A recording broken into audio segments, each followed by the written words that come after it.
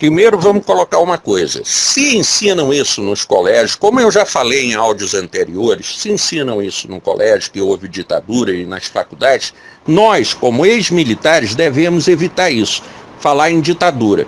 Veja bem que sempre o senhor fala na ditadura, aí depois, mas não houve ditadura, se contradiz. Isso daí, a gente tem que ter o cuidado, jamais falar em ditadura militar. Isso daí foi uma orientação aqui. Eu não sei se o senhor esteve na nossa reunião, na pré-eleção feita pelo general Santa Rosa, aqui no QG dos ex-combatentes. Estava o general Santa Rosa, general Abraão, general Paulo Chagas, entre outros generais e entre outros intervencionistas, como eu estava também presente nessa reunião. E tudo isso foi colocado. A intervenção, a orientação foi a seguinte: devemos percorrer todos os caminhos legais, constitucionais, até chegarmos ao limite.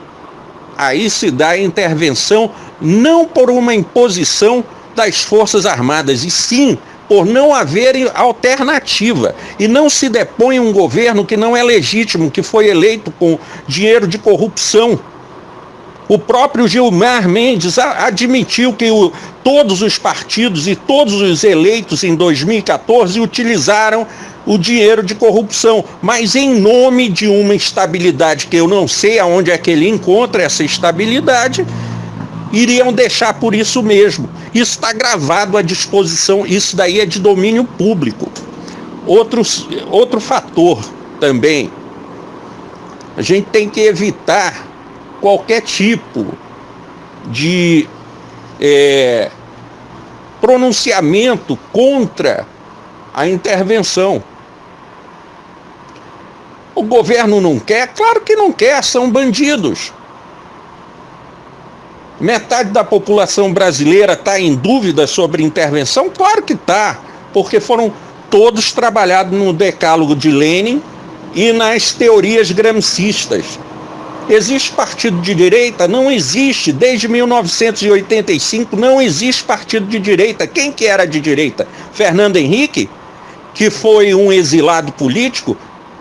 Serra, que foi exilado político, todos comunistas. Fernando Henrique fez o Foro de São Paulo de 1996, que em si só já demonstra que há uma necessidade da intervenção devido à segurança nacional. É uma questão de segurança nacional, porque não podemos submeter a pátria a desígnio de estrangeiros, de potências estrangeiras, e o Foro de São Paulo submete o Brasil a desígnio de potências estrangeiras, assim como a Unasul, Ursal também. Então isso tudo nós devemos trabalhar. E nessa exposição do general Santa Rosa aqui no QG dos ex-combatentes na Asa Norte, eu moro aqui em Brasília também, vi que o senhor também é daqui de Brasília, se expôs isso.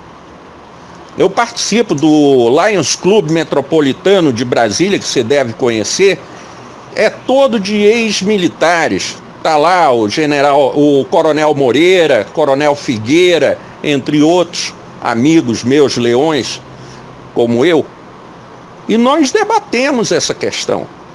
É óbvio que a estratégia é esperar o limite de tudo para poder intervir e ter as provas cabais que já existam na mão da Polícia Federal, de tudo isso, de que há necessidade de uma intervenção. Não se depõe um governo que não é legítimo, um Congresso que não é legítimo.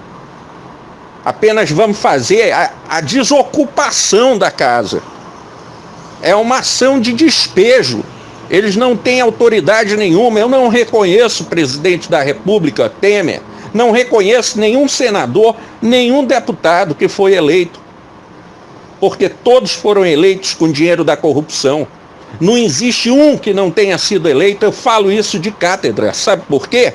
Porque todos os partidos foram citados na lista da Odebrecht, OAS, entre outras, lista de Janot e tudo mais. E se eles sabiam, tinham ciência de que estavam usando dinheiro de corrupção no partido e não denunciaram isso, há cumplicidade explícita nisso. Também o STF, artigo do 134 a 135 do Código de Processo Civil e Código de Processo Criminal. O juiz que tiver qualquer relação com o réu a ser julgado está automaticamente impedido. E todos foram eleitos 12, ou por Lula ou por Dilma, réus a serem julgados pelos próprios. Então, tudo isso dá pauta para a intervenção militar. E essa documentação, tudo que eu estou falando aqui, está documentado num tratado que foi trabalhado por juristas do nosso grupo, Movimento Cívico Brasileiros Conscientes, como o Dr. Oséias de Souza Martins Filho, desembargador no Maranhão, a doutora Elaine Martins Maciel, também doutora, advogada, professora na Universidade do Maranhão, UFMA. Então nós trabalhamos esse documento e protocolamos. Todos têm ciência do problema e qual é a solução. E foi por isso que o general Mourão foi convidado por nós, maçons daqui de Brasília, para irem lá no GOB, para fazer aquele pronunciamento que deu a partida, a segunda etapa da intervenção. A primeira foi quando o general Vilas Boas falou para Dilma que não ia decretar o estado de defesa, quando ela pediu, achando que ia ser deposta, como foi. Ele disse, não, e se a senhora pedir isso novamente, a senhora vai presa. Isso vazou por mim e foi parar na mão da Veja. E foi publicado. Isso é de domínio público. É isso que nós temos que incentivar. A intervenção vem por bem ou por mal.